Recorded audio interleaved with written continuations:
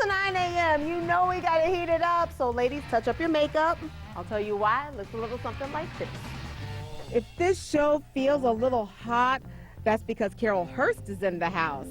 She brings the heat on this hot and spicy food day. It is getting hot in here. That's because Carol Hurst came with a few items from the Old Town Spice Shop, and it's time to celebrate Hot and Spicy Food Day. Thank you. You really brought it. I brought it all. I'm telling you.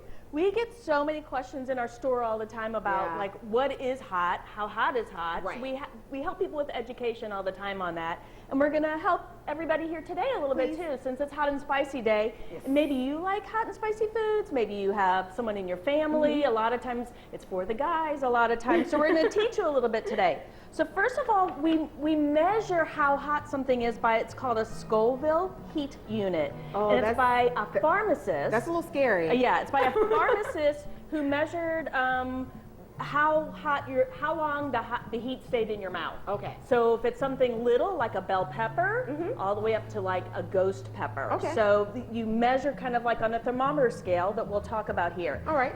And hot foods can actually have benefits for you. So it makes you sweat when you think about Mexican foods, and then it cools you down because you've sweated, and then your body feels those breezes.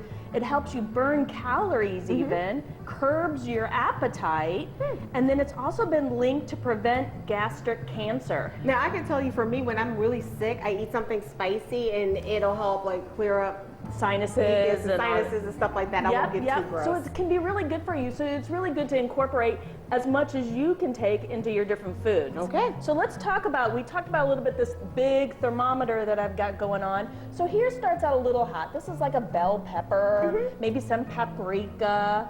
Then if you climb the stairs and go a little higher, it's jalapeno, all the way up to cayenne. People are familiar with that.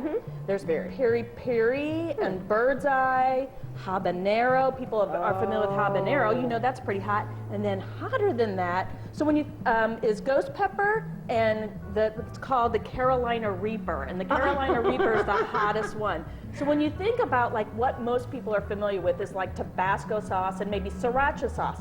Those are way back down here on the list. They're down here like around 3,000, 1,000. So Tabasco and sriracha are down here, and you can see all the hotter options that you have.